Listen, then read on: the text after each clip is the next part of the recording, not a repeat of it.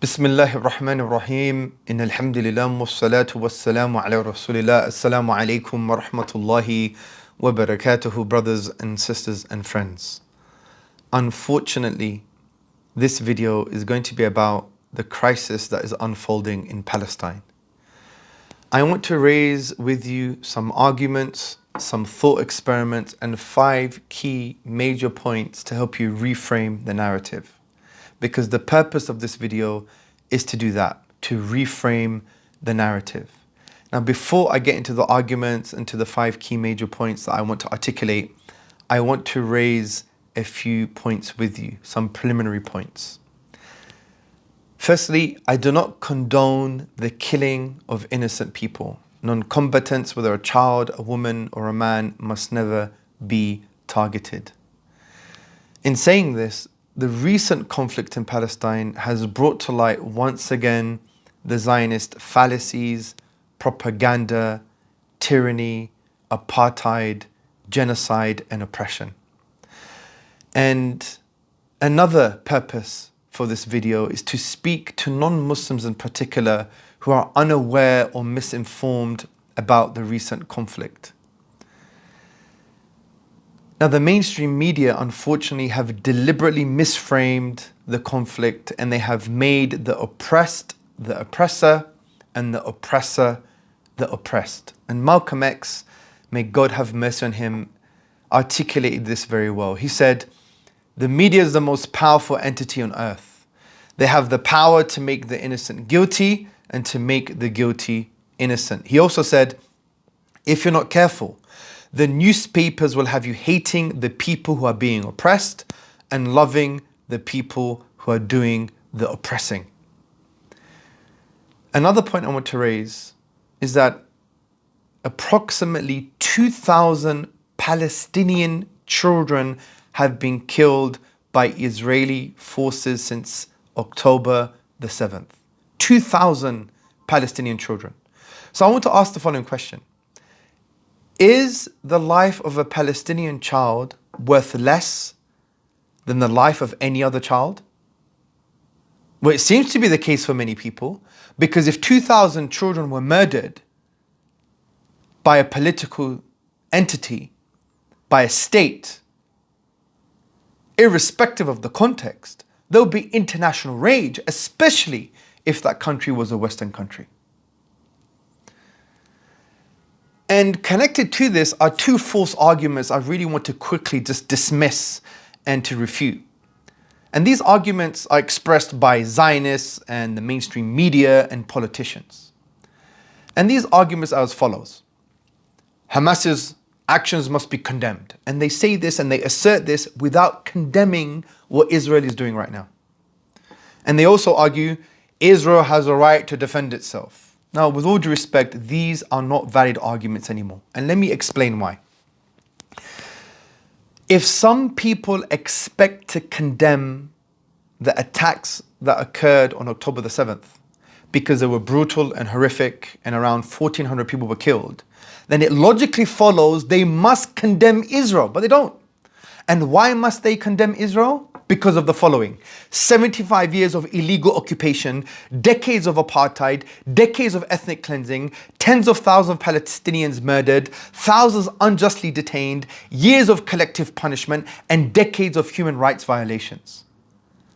Now, it is obvious, and I don't like comparing atrocities, but it is obvious that this list that I've mentioned is much worse than the evidence some people are citing to condemn what happened on October the 7th, but stay silent on what Israel has been doing for the past 75 years. Since these people do not also condemn Israel, then it raises a valid suspicion that they are ideologically biased.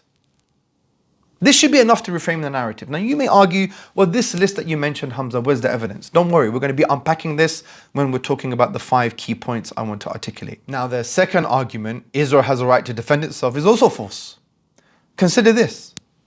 If Israel has a right to defend itself, and the killing of 2,000 children is part of that, then logically speaking, does it not somehow justify the attacks that happen in Israel? I'm not saying it's a justification, But logically speaking, the logical door swings both ways.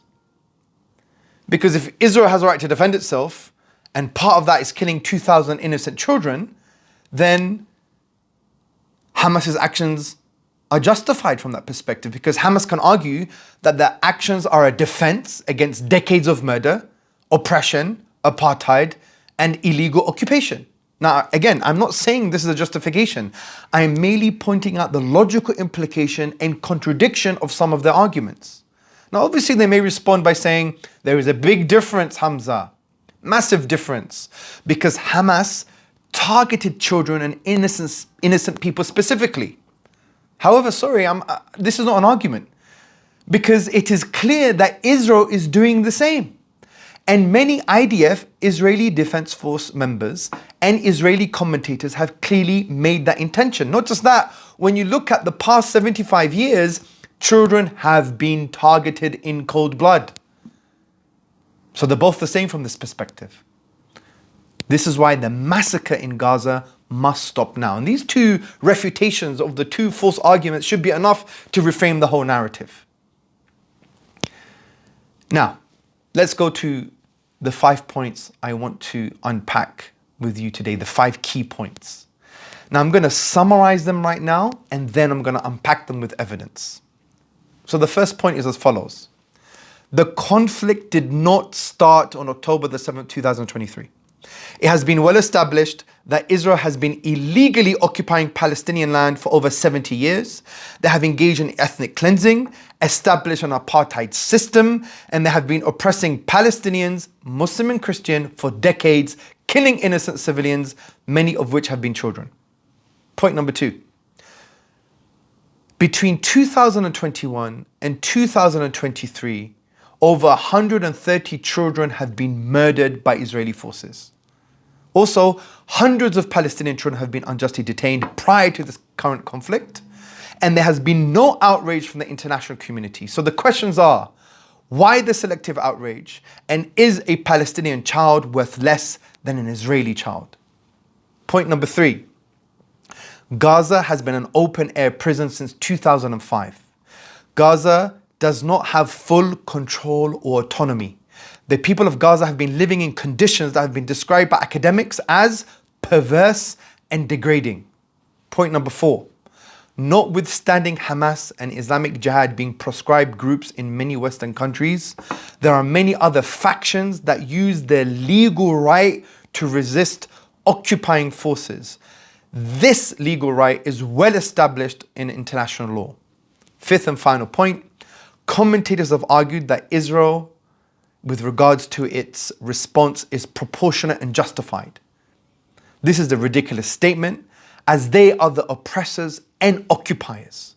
Such arguments can only make sense if you believe the crisis only started on the 7th of October 2023 and you ignore the previous 4 points. So that was a summary.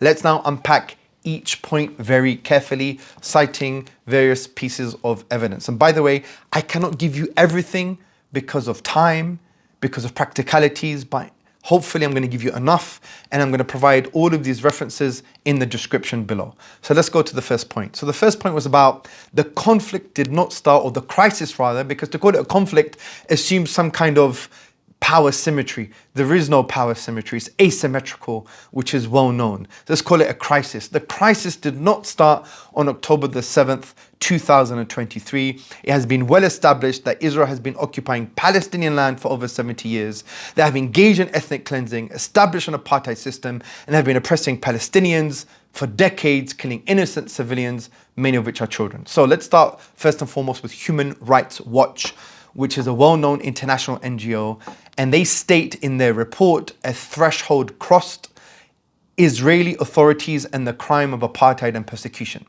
They say the following. About 6.8 million Jewish Israelis and 6.8 million Palestinians live today between the Mediterranean Sea and Jordan River, an area encompassing Israel and the occupied Palestinian territory. The latter made up of the West Bank, including East Jerusalem and the Gaza Strip.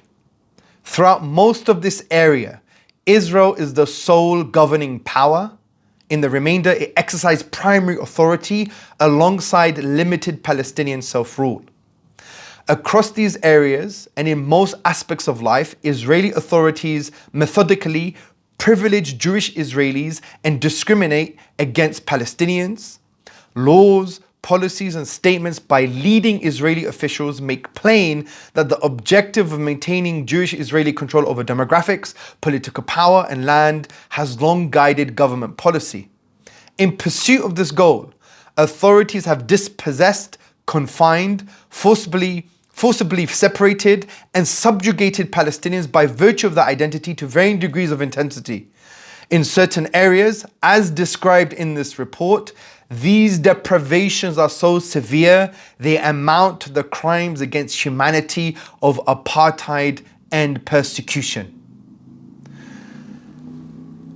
And at this stage, I want to refer to you to the Nakba, a word that cannot be used in Israel. Now, the Nakba refers to the Palestinian catastrophe, the disaster, the cataclysm. And this was the destruction of Palestinian society and homeland in 1948. And it was the permanent displacement of a majority of the Palestinian Arabs with no right to return. Essentially, it was the stealing of their land. Now, in summary, the Nakba was basically the expulsion of over 700,000 Palestinians from their homes. It was the burning to the ground of 600 villages, and it was the poisoning of water wells to prevent Palestinians from returning. And this has been echoed by many academics, Jewish and non-Jewish. For example, Jan Selby, Gabriel Daoust and Clemens Hoffman have written a study published by Cambridge University Press, and they refer to this catastrophe, but not only in 1948, but also 1967, and they summarize it in the following way. They said around 751,000 displaced during the war of 1948 to 1949, a full 88% of the Palestinian population of what would henceforth become Israel. Several hundred thousand more displaced in 1967, over 5 million Palestinians who decades later still have refugee status. Now, before we continue with more evidence, here is a thought experiment to help you further. Imagine London was occupied by France in 1948 and France expelled 700,000 Londoners and they killed tens of thousands of Brits, including women and children, and they enforced a system of apartheid and they enforced persecution for decades. What would be the British response? Now, some would argue it would be far worse than what we've seen in recent years by the Palestinians. Now, considering this, the world should be grateful that the enemies of Zionist Israel are actually the Palestinians. And this thought experiment should be enough to reframe the whole narrative. And this is why, just to echo again, the whole self-defense mantra does not make sense in the context of the historical and political facts. An occupying force is already in an illegal and offensive position. To claim that Israel is defending itself is equivalent to, as Mohammed Hijab put it, a rapist defending themselves from their victim. Now let's cite more evidence. Human Rights Watch again. Now, the Associate Children's Rights Director at Human Rights Watch, Bill van Esveld, said the following. Israeli forces are gunning down Palestinian children living under occupation with increasing frequency. Unless Israel's allies, particularly the United States, pressure Israel to change course, more Palestinian children will be killed. So this is referring to the killing of Palestinian children, which we're going to unpack in another point as well. Further evidence. Richard Falk, he was the UN Special Rapporteur. In October 2010, he submitted his report to the UN General Assembly. And this is what he said. This is what he stated. It is the opinion of the current Special Rapporteur that the nature of the occupation as of 2010 substantiates early allegations of colonialism and apartheid in evidence and law to a greater extent than was the case even 3 years ago. The entrenching of colonialist and apartheid features of the Israeli occupation has been a cumulative process. The longer it continues, the more difficult it is to overcome, and the more serious is the abridgment of fundamental Palestinian rights. Academics J. Duggard and J. Reynolds in 2013 in the academic paper Apartheid, International Law and the Occupied Palestinian Territory say the following. Overall, more than 40% of the landmass of the West Bank has now been appropriated to make way for Israeli settlement, infrastructure, and is entirely closed to Palestinian use. In March 2012, the UN Committee of the Elimination of Racial Discrimination took the unprecedented step of censuring Israel under the rubric of apartheid and segregation as prohibited by Article 3 of the International Convention for the Elimination of All Forms of Racial Discrimination. On the basis of the systematic and institutionalized nature of the racial domination that exists, there are indeed strong grounds to conclude that a system of apartheid has developed in the occupied Palestinian territory. Israeli practices in the occupied territory are not only reminiscent of, and in some cases worse than, apartheid as it existed in South Africa, but are in breach of the legal prohibition of apartheid. Another NGO, Amnesty International, in 2023, in the report The State of the World's Human Rights, said the following. In Israel and the occupied territories, 2022 saw the system of apartheid solidified. Successive Israeli governments rolled out measures forcing more Palestinians from their homes, expanding illegal settlements, and legalizing existing settlements and outposts across the occupied West Bank. Rather than demand an end to that system of oppression, many Western governments choose instead to attack those denouncing Israel's apartheid system. Many Western governments chose instead to attack those denouncing Israel's apartheid system. Israel maintained an extreme form of discrimination, a system of apartheid, through oppression and domination over Palestinians, through territorial fragmentation, segregation and control, dispossession of land and property, and the denial of economic and social rights. Israel committed a wide range of human rights violations against Palestinians to entrench this system, including forcible transfers, administrative detention, torture, unlawful killings, denial of basic rights and freedoms, and persecution, which constituted the crime against humanity of apartheid. Now, what is more damning is this has come from the mouth of Zionists themselves. Politicians. Zionists have admitted to the ethnic cleansing of Palestinians since the 1940s, and it is something they want to continue to do. Take, for instance, investigative journalist Anthony Lowenstein. He writes in his book, The Palestine Laboratory. He says, a rare moment of Israeli political honesty came in October 2021 when far-right Israeli parliamentarian Bezalel Smotrich, leader of the religious Zionist party and ally of Prime Minister Benjamin Netanyahu, said in the Knesset to the Arab members, "You are only here by mistake, because Ben-Gurion," who by the way was the founding prime minister of the Zionist entity, Ben-Gurion didn't finish the job, didn't throw you out in 48. It was an acknowledgement that ethnic cleansing took place in 1948.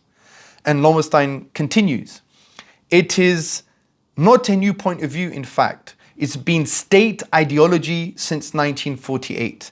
Declassified documents from the Israeli State Archives in 2021 revealed that attitudes towards the Palestinians have not changed much since the 1940s. It has been official policy, at least among some of the nation's senior military and political elites, to forcibly expel Arabs to neighboring countries for the entire period of the country's existence. Reuven Aloni, Deputy Director General of the Israeli Lands Administration, said during a 1965 meeting that the ideal goal was population exchange. He was optimistic, and this is his own words, that a day will come in another 10, 15 or 20 years when there would be a situation of a certain kind with a war or something resembling a war, when the basic solution will be a matter of transferring the Arabs. I think we should think about this as a final goal. And Lowenstein continues, Yehoshua Verbin, commander of the military government that ruled over Arab citizens between 1948 and 1966, admitted that ethnic cleansing occurred in 1948. We expelled around 500,000 Arabs, we burnt homes, we looted their land. From their point of view, we didn't give it back. We took their land, he said. Now that completes the first point, which to be honest is enough to reframe the narrative. And I cited various pieces of evidence from NGOs, from academics, from politicians, from investigative journalists and so on and so forth to really bring to your attention the illegal occupation, the apartheid, the murder and the killing of Palestinians, and the tyranny and the evils of the Zionist regime. Now let's go to the second point, which focuses on children. Now between 2021 and 2023, prior to the attacks that occurred on the 7th of October, over 130 Palestinian children were murdered by Israeli forces. Also, hundreds of Palestinian children have been unjustly detained prior to this current conflict. And there's been no collective international outrage. Why? So why is there selective outrage? There is a huge outrage with regards to what happened on October the 7th, but prior to that, when it comes to Palestinian lives and children, they've been brutalized and murdered and unjustly detained, which really effectively is basically taking hostages. Then where's the collective outrage? Why the asymmetry here? Why have people been generally speaking silent on this issue, especially from a mainstream media perspective and the mainstream politicians? Why is there a kind of veiling of the previous historical, political, and social facts on the ground? Why is there a kind of false assumption that the kind of Israeli-Palestinian crisis just started on October the 7th? This deliberate veiling and hiding of these facts and these truths indicates a strong ideological bias. And there's lots of evidence to show that children have been unjustly detained and Palestinian children have been murdered. For example, Human Rights Watch, they said in one of their reports, last year, 2022, was the deadliest year for Palestinian children in the West Bank in 15 years. And 2023 is on track to meet or exceed 2022 levels. Israeli forces had killed at least 34 Palestinian children in the West Bank as of August 22. Now, the West Bank is not even quasi-governed by Hamas, by the way. And you had 34 children being killed by Israeli forces. According to the UN's Office for the Coordination of Humanitarian Affairs, 36 Palestinian children were killed in the West Bank in 2022. So the previous reference is for 2023. This reference is for 2022. So do your math. In 2001, 86 Palestinian children have been killed in the occupied Palestinian territory, according to Defense for Children International. So do your math. It's over 130 children from 2001 to 2023. Also, it is estimated that between 500 and 1,000 children are held in Israeli military detention each year. And all of the references that I'm citing are going to be available in the description below. So from this perspective, where is the international outrage? Where is it? Why the selective sympathy, selective empathy, and selective outrage?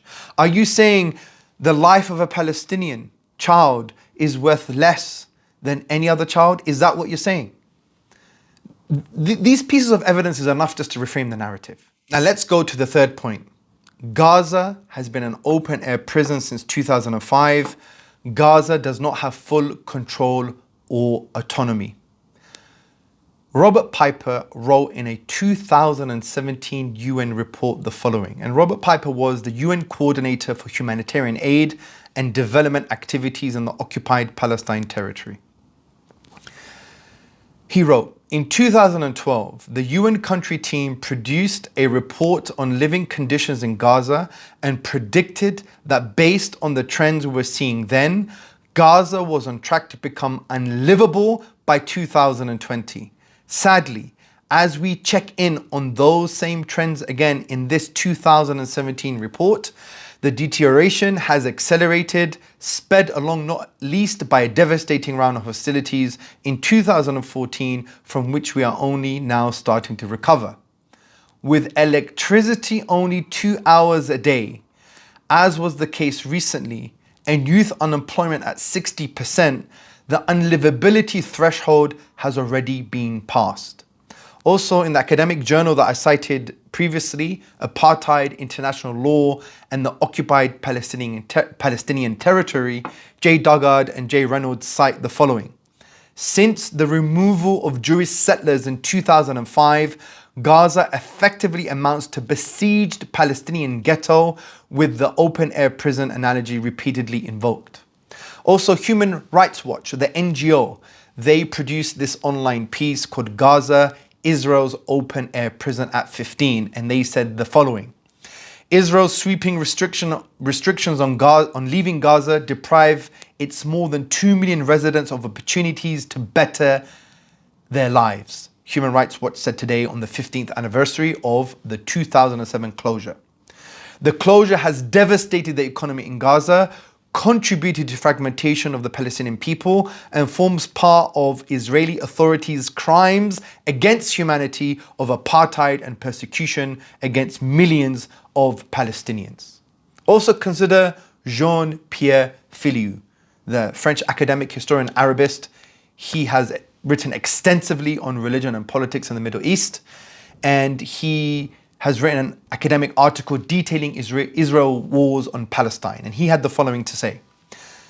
Meanwhile, according to a document leaked to Haaretz in October 2012, Israeli decision makers had fixed the average daily intake for the population of Gaza at 2,279 calories per person and were allowing supply trucks into the strip on that basis. The fact that Israel could feel empowered to decide how much a Palestinian could eat on a daily basis shows how perverse and degrading the post-2005 occupation of the Gaza Strip had become. The description of Gaza as an open-air prison was actually far from the mark, since in any jailhouse, detainees are not supposed to be shot at or bombed except in the case of a full-fledged riot. In Gaza, Israeli raids, whether targeted or not, remain a regular occurrence. Now let's unpack the fourth key point. Notwithstanding Hamas and Islamic Jihad being proscribed groups in many Western countries, there are many other factions that use their legal right to resist occupying forces. This legal right, contrary to many people's opinions, is well established in international law. Take, for example, the UN General Assembly. There are many resolutions that support national liberation movements in the struggle for independence and self-determination, including armed struggle, and take for consideration Resolution 2105 of 1965 and Resolution 2625 of 1970.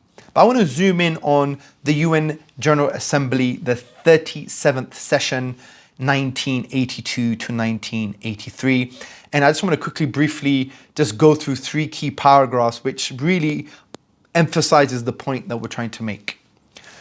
Considering the denial of the inalienable rights of the Palestinian people to self-determination, sovereignty, independence, and return to Palestine, and the repeated acts of aggression by Israel against the peoples of the region constitute a serious threat to international peace and security.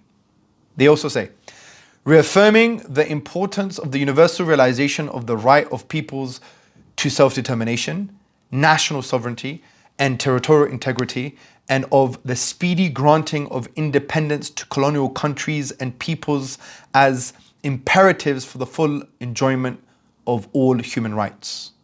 And significantly, they mention this.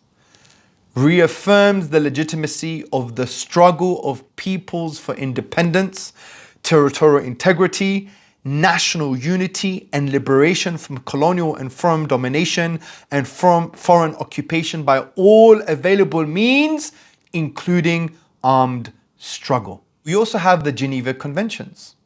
In accordance with international humanitarian law, wars of national liberation have been expressively embraced through the adoption of additional Protocol 1 to the Geneva Conventions of 1949 as a protected and essential right of occupied people everywhere. And this includes occupied Palestine. They have this right for wars of national liberation. So from this perspective, other factions that are not described as terrorist groups by Western governments exist in Palestine, and they have the right, according to international law, to resist occupation. And this point also helps reframe the narrative. Now let's unpack the fifth and final point. Is Israel's response proportionate and justified?